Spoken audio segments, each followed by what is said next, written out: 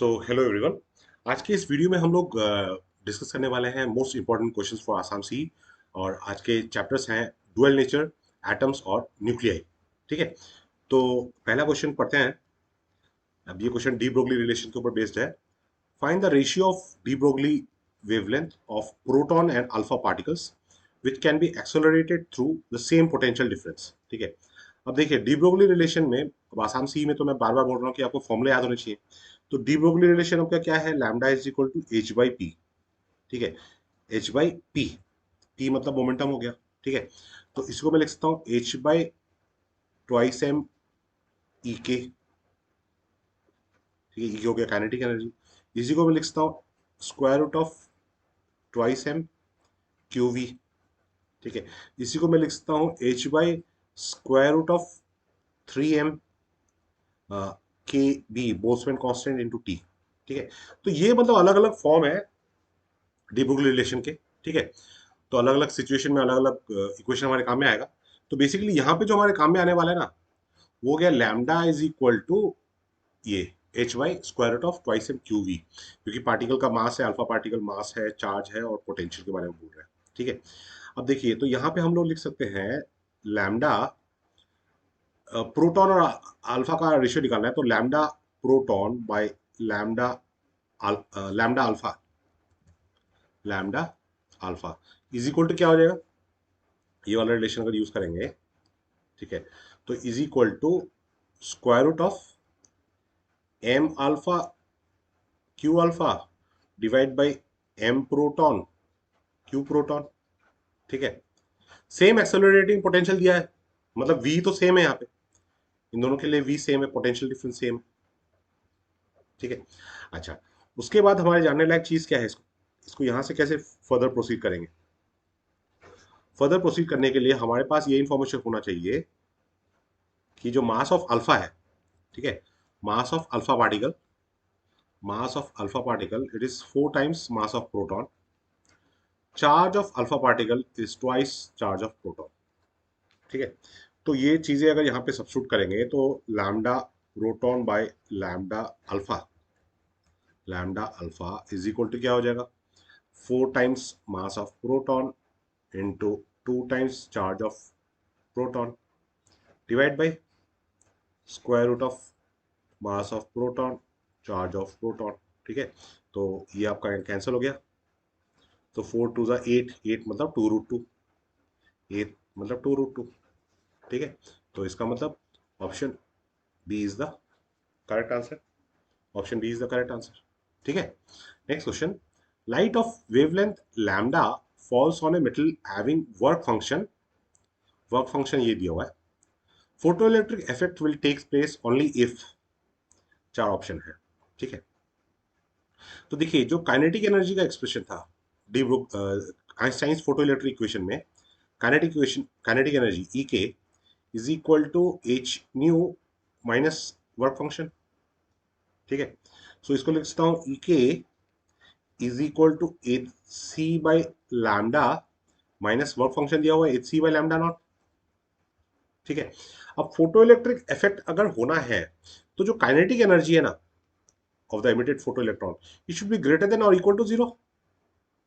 ठीक है, तो इसका मतलब H C by lambda should be hc by lambda minus hc by lambda naught should be greater than equal to 0। मतलब hc by lambda should be greater than equal to hc by lambda naught। ठीक है, तो इसका मतलब क्या हो जाएगा? Lambda naught greater than equal to lambda, है कि नहीं? Lambda naught greater than equal to lambda होगा। ठीक है, एच सी बाई लैम्डा अगर H C by lambda naught से बड़ा है तो इसका मतलब लैम्डा नॉट लैम्डा से बड़ा होगा। ठीक है, लैम्डा नॉट लैम्डा से बड़ा होगा, तो इसका मतलब option C is the correct answer. ठीक है ना, सिंपल क्वेश्चन है, थोड़ा ठीक से सोचने की जरूरत है। Photon of frequency nu has momentum, ये फ्रीक्वेंसी दिया हुआ है, मोमेंटम एसोसिएटेड विद इट।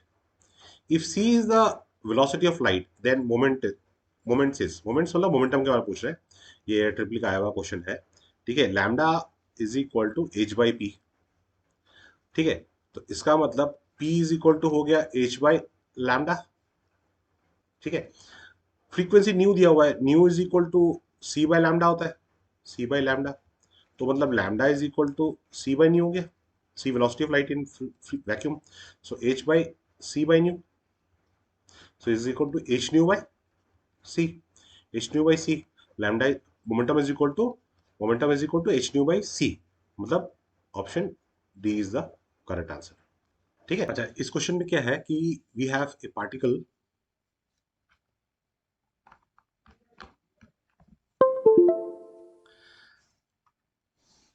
अच्छा इस क्वेश्चन में क्या है, a particle of mass m and initial velocity v collides with another particle b of mass m by 2 which is at rest.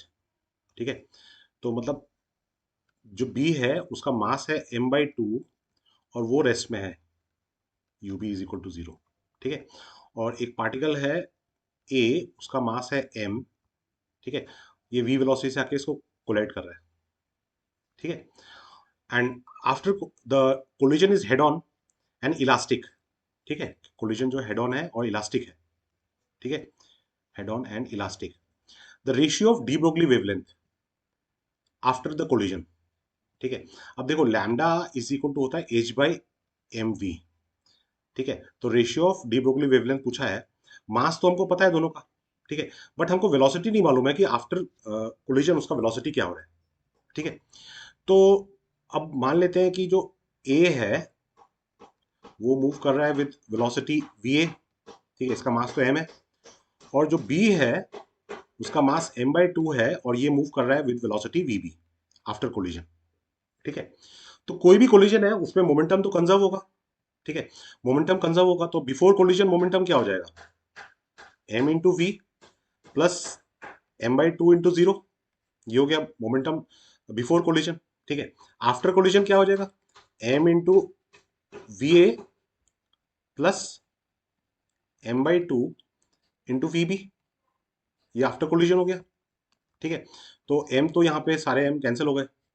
ठीक है, तो v is equal to V A plus V B by two, V is equal to V A plus V B by two, तो मतलब two V is equal to two V A plus V B आ गया, two V A plus V B. ठीक है, अच्छा ये एक हमारे पास रिलेशन हो गया। दूसरा यहाँ पे बोला है कि कोलिजन जो है वो इलास्टिक कोलिजन है। ठीक है, इलास्टिक कोलिजन है, तो इलास्टिक कोलिजन में कोफिशिएंट ऑफ रेस्टिट्यूशन का वैल्यू होता है 1, कोफिशिएंट ऑफ रेस्टिट्यूशन का वैल्यू होता है 1।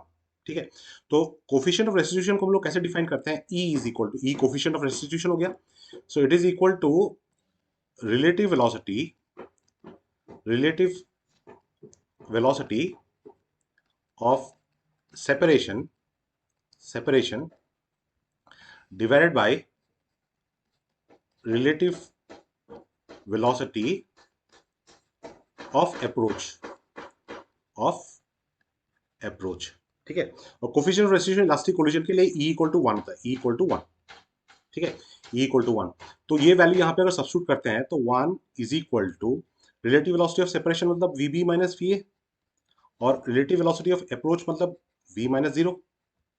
ठीक है, तो यहाँ से आगे हमारा V is equal to VB minus VA, V is equal to VB minus VA। ठीक है, तो यहाँ से मैं लिख सकता हूँ VB is equal to V plus VA, VB is equal to V plus VA। ठीक है, तो ये VB का वैल्यू अगर यहाँ पे अगर डाल दो तो 2V is equal to 2VA plus VB, VB हो गया V प्लस VA। ठीक है, इसका मतलब V is equal to 3VA, इसका मतलब VA is equal to V by 3, VA is equal to V by 3। ठीक है, अब ये VA का वैल्यू अगर यहाँ पे डालते हो, ठीक है, तो हमें VB मिलेगा, VB इक्वल टू कितना हो जाएगा 4V by 3, VB equal to 4V by 3। अब VA VB हमारे पास आ चुका है। ठीक है, VA VB हमारे पास आ चुका है। ठीक है, तो ये वैल्यूज अगर हम लोग यहाँ पे सब्स्टिट्यूट करें, देखो हमको रेशियो ऑफ वेवलेंथ चाहिए, तो जो लैम्डा है, lambda is equal to H by M V, मतलब जो लैम्डा है वो inversely proportional to M V है। ठीक है, इसका मतलब lambda A by lambda B is equal to M B V B divide by M A V A. ठीक है, एम बी क्या है, मास ऑफ बी क्या था m by 2, तो m/2, ठीक है। और v भी हमारे पास था 4v/3, 4v/3, ठीक है। ma क्या है, मास m है, और va क्या है, v/3, v/3, ठीक है। तो अब ये mm तो कैंसिल हो जाएगा, v भी कैंसिल हो जाएगा, 3 कैंसिल हो जाएगा, ये 2 और ये 2 टाइम्स जाएगा, तो मतलब 2/1, 2/1, ठीक है। तो lambda A by lambda B is equal to 2/1, मतलब option B is the correct answer, ठीक है। Einstein's photoelectric equation, photoelectric equation, the graph between kinetic energy and frequency, kinetic energy is equal to frequency minus five work function, मतलब y is equal to mx plus C. तो यहाँ पे c हो गया -5 और m हो गया frequency, ठीक है। तो इसका मतलब ग्राफ कैसा होगा, ग्राफ जो होगा कुछ ऐसा होगा, y इंटरसेप्ट नेगेटिव होगा, है कि नहीं, y इंटरसेप्ट नेगेटिव होगा, करेक्ट।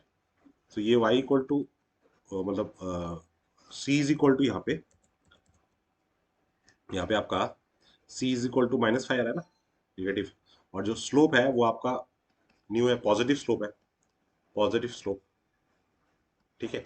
तो मतलब option D is the correct answer, क्योंकि ऑप्शन डी में ही जो ग्राफ है वो ऐसा हो रहा है, ठीक है। ये पॉसिबल नहीं है, ये पॉसिबल नहीं है, ये पॉसिबल नहीं है, इसमें c equal to positive value है, ठीक है। इसमें c इक्वल टू 0 है, ठीक है। इसमें स्लोप निगेटिव है, क्योंकि हमारा स्लोप पॉजिटिव है, हमारा ये एच न्यू, ये तो पॉजिटिव क्वांटिटी है ना, बात समझ में आया।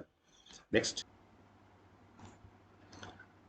अच्छा अब ये क्वेश्चन जो है इसमें दिया हुआ है कि the surface of a metal is illuminated with light of wavelength 400 nanometer, ठीक है, 400 नैनोमीटर वेवलेंथ दिया हुआ है।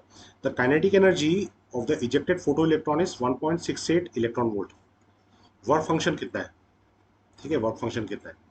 Photo electric, Einstein photo electric equation एक इंपॉर्टेंट टॉपिक है, ठीक है। उसमें क्वेश्चन मतलब ऑलमोस्ट हर एंट्रेंस में आता है, ठीक है। तो आइंस्टाइन फोटो इलेक्ट्रिक इक्वेशन क्या है हमारा, कि इंसिडेंट एनर्जी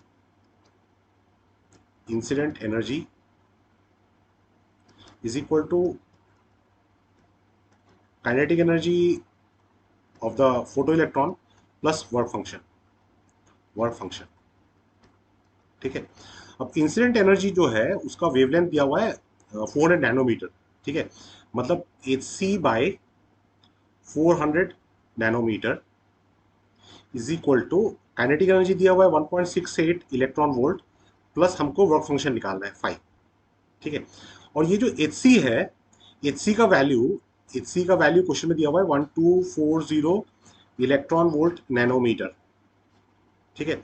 तो ये वैल्यू सब्स्टिट्यूट करोगे तो 1240 electron volt nanometre divide by 400 nanometer is equal to 1.68 plus 5, ठीक है। तो ये नैनोमीटर तो यहाँ से कैंसिल हो गया, ये 400 40/124 मतलब ये कुछ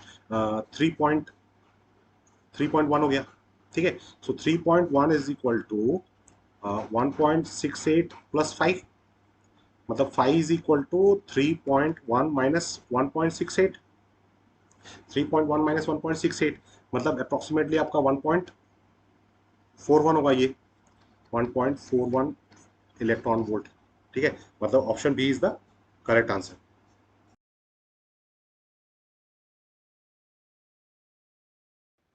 नेक्स्ट क्वेश्चन, एज पर Bohr's atomic model, the minimum energy required to remove an electron from ground state of doubly ionized lithium, hydrogen, helium, lithium, तो Z equal to 1, Z equal to 2, Z equal to 3।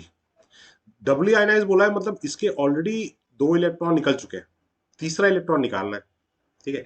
सो तीसरा electron कहां से निकालोगे, तीसरा electron जो होगा वो तो ग्राउंड स्टेट में होगा, है कि ना। ग्राउंड स्टेट मतलब n इक्वल टू 1, यहाँ पे आपका तीसरा इलेक्ट्रॉन है, ठीक है। तो यहां से आपको इलेक्ट्रॉन निकालना है, ठीक है। तो यहाँ का एनर्जी कितना होता है, En is equal to -13.6 Z square divide by N square electron volt, ये एनर्जी होता है, ठीक है। अब इतना ही आयनाइजेशन, देखिए ये टोटल एनर्जी होता है, जो आयनाइजेशन एनर्जी होता है ना, ionization energy it is equal to negative of total energy, जो एनर्जी इन nth लेवल है, जिस लेवल की आप बात कर रहे हो, ठीक है। तो इस जो एनर्जी है, मतलब आयनाइजेशन एनर्जी कितना हो जाएगा, plus 13.6 Z square by N square, ठीक है। अब ये एन क्या होगा, मतलब आपको तो ग्राउंड स्टेट से निकालना है ना, 2 इलेक्ट्रॉन तो ऑलरेडी निकल चुके हैं, तो मतलब आपका ये कितना हो जाएगा, that is equal to 13.6, Z मतलब 3 है, 3 स्क्वायर बाई 1 स्क्वायर, ठीक है। सो मतलब 13.6 इंटू 9, 13.6 इंटू 9, ठीक है। So that is equal to 122.4 electron volt, 122.4 electron volt, मतलब option D is the correct answer, ठीक है। The radius of first orbit of hydrogen is 0.53, fourth orbit पूछा है, रेडियस का expression R is equal to R N is equal to 0.53 N square, ये होता है, ठीक है। तो फोर्थ ऑर्बिट में था R4 इज इक्वल टू 0.53, ये एंगस्ट्रॉम, ठीक है। So 0.53 into is equal to 0.53 into 4 square angstrom, ठीक है। 4 स्क्वायर मतलब 16 हो गया, सो 0.53 टाइम्स 16, ठीक है। 0.53 times 16, so that is equal to 8.48 angstrom, so R4 is equal to 8.48 angstrom, ठीक है। The amount of energy required to transfer electron from first orbit of hydrogen to third orbit, ठीक है। First orbit, अब E N energy का expression क्या था, -13.6 divide by N square hydrogen के लिए, ठीक है। सो एन इक्वल टू अगर 1 दोगे तो मतलब एनर्जी आएगा -13.6 इलेक्ट्रॉन वोल्ट, ठीक है। एन इक्वल टू अगर 3 दोगे तो एनर्जी आएगा -1.5 इलेक्ट्रॉन वोल्ट, ठीक है। तो ये डिफरेंस कितना होगा, ये डिफरेंस हो जाएगा 12.09 इलेक्ट्रॉन वोल्ट, 12.09 इलेक्ट्रॉन वोल्ट, ठीक है। सो मतलब वही difference of energy is the energy required to transfer the electron, so मतलब option C is the correct answer, option C is the correct answer, ठीक है। फिर दिया है monochromatic radiation of wavelength lambda is incident on hydrogen sample in ground state hydrogen atom, absorbed a fraction of the light and subsequently emits radiation of 6 different wavelengths, ठीक है, 6 different wavelength। तो 6 different wavelength लिख रहा है, मतलब 6 transition हो रहे हैं, ठीक है। अगर 6 ट्रांजिशन आपके हो रहे हैं तो इसका मतलब n into N minus one divide by two is equal to 6, मतलब वो n लेवल में गया होगा, इलेक्ट्रॉन n लेवल में पहुंचा होगा, तो ठीक है। तो यहां से अगर सॉल्व करते हैं इसका वैल्यू, तो n square minus N minus 12 is equal to 0, मतलब n इक्वल टू 4 और n इक्वल टू -3 आएगा, तो मतलब पॉसिबल सोल्यूशन हो गया n इक्वल टू 4, मतलब जो इलेक्ट्रॉन है वो n इक्वल टू 4 में गया था, ठीक है। तो n इक्वल टू 4 में अगर गया था तो कहां से गया था, ग्राउंड स्टेट से गया था, ठीक है। So delta E is equal to E4, मतलब इनका एनर्जी लेवल E4 और E1 का एनर्जी लेवल का डिफरेंस चाहिए होगा, ठीक है। और ई क्या है, ई होता है आपका -13.6 डिवाइड बाई एन स्क्वायर, ठीक है। सो ये अगर डिफरेंस यहाँ पे आप करते हैं ना, तो आपका ग्राउंड ग्राउंड लेवल में 13.6 आता है, ठीक है। और E4 जो है वो आएगा आपका 0.85 इलेक्ट्रॉन वोल्ट, ठीक है। तो इन दोनों का जो डिफरेंस है वो हो जाएगा 12.75 इलेक्ट्रॉन वोल्ट, 12.75 इलेक्ट्रॉन वोल्ट, ठीक है। सो वेवलेंथ कैसे निकालेंगे, वेवलेंथ इज इक्वल टू हो जाएगा 1242 electron volt nanometre divide by 12.75 electron volt. ये कैसे लिखा मैंने, ये lambda is equal to H C, अभी हम लोगों ने क्वेश्चन किया था ना यहाँ पे,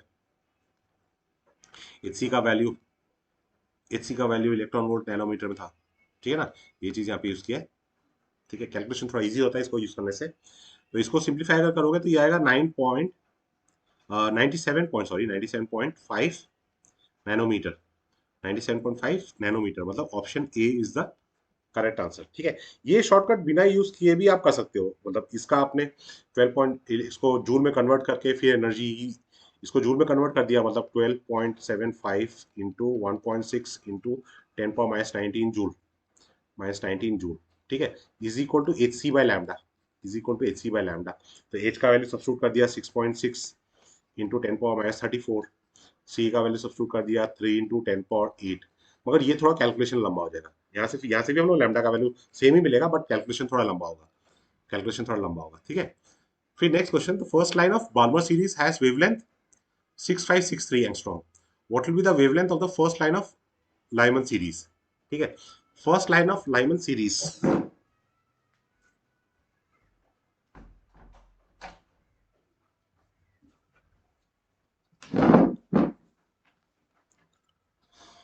तो first line of Balmer series has wavelength 6563, ठीक है। So 1 by lambda is equal to R 1 by 2 square minus 1 by 3 square.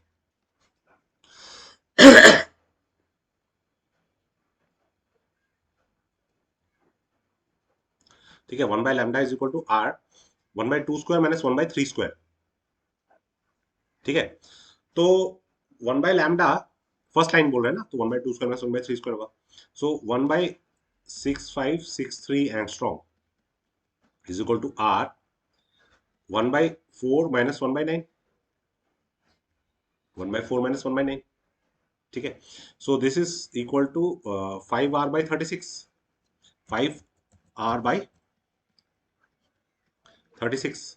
ठीक है, तो यहां से हम लोग आर का वैल्यू लिख सकते हैं, आर इज इक्वल टू कितना हो जाएगा 36 डिवाइड बाय 5 इंटू 6563, 5 इंटू 6563। ठीक है, ये आर का वैल्यू आ गया। ठीक है, what will be the wavelength of first line of Lyman series, first line of ये बाल्मर था, बाल्मर लाइमन के लिए क्या हो जाएगा 1 by lambda, 1 by lambda is equal to R 1 by first line of Lyman 1 by 1 square minus 1 by 2 square, 1 से 2 जाएगा। ठीक है, so this is equal to 3 R by 4, 3 R by 4। ठीक है, 3 आर बाय 4 मतलब lambda is equal to 4 by 3 R, lambda is equal to 4 by 3 R. ठीक है, अब ये हमको लैम्डा चाहिए, तो lambda is equal to 4 by 3। R क्या है, आर है 36, यहाँ पे हो गया 5 इंटू 6563, 6563। ठीक है, ये लैम 1 बाई आर मतलब इसका रेसिप्रोकल होगा।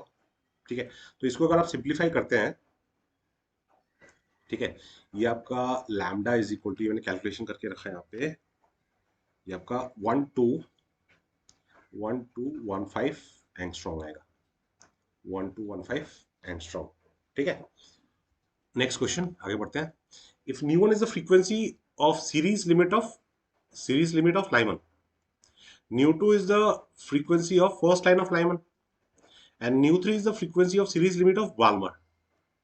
ठीक है, तो कुछ नहीं करना है, डायरेक्ट देखो, ज्यादा कुछ सोचना नहीं है यहाँ पे, डायरेक्ट फॉर्मूला। फ्रीक्वेंसी हो गया आपका R C 1 by N I square minus 1 by N F square. ठीक है, तो nu one series limit of Lyman बोल रहा है, so nu one is equal to R C 1 by 1 square minus 1 by infinity square, limit बोले ना, तो final तो इंफिनिटी होगा। ठीक है, so this is equal to R C. ठीक है, फिर nu two is the frequency of first line of Lyman बोल रहा है, तो R C 1 by 1 square minus 1 by 2 square, first line बोला है मतलब 1 से 2 जाएगा, सॉरी 2 से 1 आएगा। ठीक है, so this is equal to 3 R C by 4, 3 R C by 4। ठीक है, न्यू थ्री वो क्या है, frequency series limit of Balmer series, so nu three is equal to R C Balmer मतलब लिमिट बोला है 1 बाई 2 स्क्वायर मतलब 2 N infinity. ठीक है, so this is equal to R C by 4। ठीक है, आर सी बाई 4। तो यहाँ इन तीनों को अगर देखो यार, इस तीनों को अगर तुम थोड़ा ध्यान से देखो, तो nu one minus nu two is equal to कितना हो जाएगा, न्यू वन मतलब R C minus 3 R C by 4, कितना हो जाएगा, ये आर सी बाई 4 होगा, बट आर सी बाई 4 क्या है, न्यू थ्री है, तो मतलब nu one minus nu two is equal to nu three, nu one minus nu two is equal to nu three. ठीक है, मतलब option D is the correct answer. ठीक है, next, in the nuclear reaction, ये X का value पूछा है। ठीक है, तो देखो C611 gives boron 511 plus beta party का मतलब E+1 0। ठीक है, अब देखो यार यहाँ पे एक्स बोला है, एक्स, अब नीचे यहाँ पे 5, यहाँ पे आपका 5 है, यहाँ पे 1 है, यहाँ पे 6 है, तो ये तो बैलेंस ऑलरेडी है ही, तो ये 0 होगा। ठीक है, फिर यहाँ पे आपका 11 है, यहाँ पे 0 है, यहाँ पे 11 है, मतलब चार्ज और मास यहाँ पे दोनों बैलेंस है। तो जो पार्टिकल है इसका चार्ज भी नहीं है, मास भी नहीं है, तो मतलब ये क्या है, ये न्यूट्रिनो है। ठीक है, ये पार्टिकल जो है वो न्यूट्रिनो है, न्यूट्रिनो। ठीक है, प्रोटॉन इलेक्ट्रॉन न्यूट्रॉन ठीक है, प्रोटॉन इलेक्ट्रॉन इन दोनों का तो मास और चार्ज दोनों होता है। न्यूट्रॉन चार्ज नहीं है मगर मास तो है। न्यूट्रॉनो ही एक ऐसा पार्टिकल है जिसका चार्ज भी नहीं है, मास भी नहीं है, वो फोटोन की तरह होता है, it is just like a photon. ठीक है, if r is the radius and a is the mass number, r is the radius, a is the mass number, then log r versus log a graph कैसा होगा। ठीक है, तो r is equal to R nought A power 1/3 होता है, तो log r is equal to log r nought plus 1/3 log a होता है। मतलब ये दोनों के बीच में जो ग्राफ होगा वो स्ट्रेट लाइन होगा, लीनियर इक्वेशन है। ठीक है, it's a straight line. Option A, a radiative sample decays by two different processes. Half life of for first process is T1 and for second process is T2. Effective half life पूछा है। ठीक है, तो देखो यार, ये अगर कोई एक मतलब रेडियोएक्टिव एलिमेंट है, वो दो डिफरेंट प्रोसेस से डिके होता है ना, तो उसका जो डिके कांस्टेंट का रिलेशन होता है वो लैम्डा इज इक्वल टू होता है लैम्डा 1 प्लस लैम्डा 2। ठीक है, लैम्डा को प्रोबेबिलिटी ऑफ डिके भी बोलते हैं, प्रोबेबिलिटी ऑफ डिके। मतलब वो लैम्डा 1 तरीके, probability of decay for first process lambda 1, probability of decay for second process lambda 2। So total probability कितना हो जाएगा, लैम्डा हो जाएगा, दोनों को प्लस कर दिया। ठीक है, अब लैम्डा इज इक्वल टू क्या होता है, लॉन 2/t हाफ। ठीक है, तो ये t हाफ इफेक्टिव आ गया, is equal to ln 2/t1 plus ln 2/t2।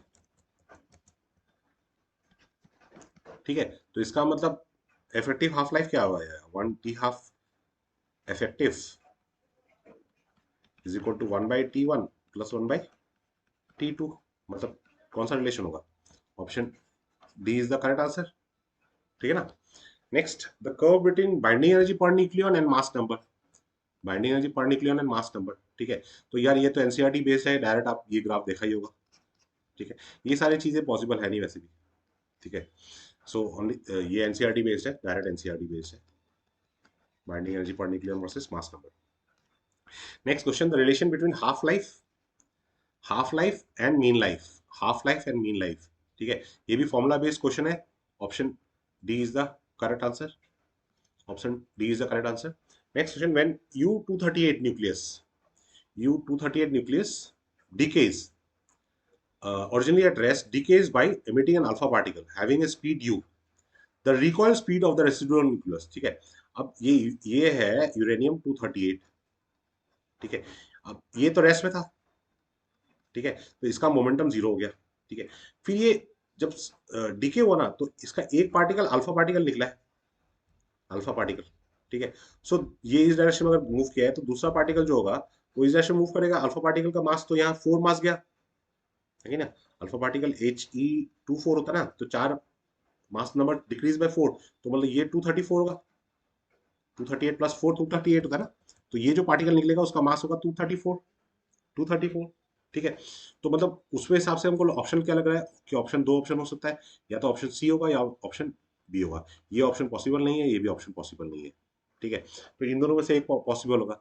ठीक है, अच्छा, अब रिकॉइल स्पीड पूछा है, मतलब रिकॉइल स्पीड मतलब वापस इस डायरेक्शन में कौन आ रहा है, रिकॉइल मतलब क्योंकि एक चीज तो आगे गया है, कौन गया, अल्फा पार्टिकल। रिकॉइल स्पीड पूछा है ऑफ द रेसिडुअल न्यूक्लियस, तो रेसिडुअल न्यूक्लियस पीछे की तरफ आएगा, तो पीछे की तरफ आएगा तो उसका स्पीड क्या होगा, निगेटिव होना चाहिए, मतलब ये माइनस साइन है, तो करेक्ट आंसर तो उस लॉजिक से यही होना चाहिए। उस लॉजिक से बोल रहा हूँ, अभी हमने सॉल्व नहीं किया है।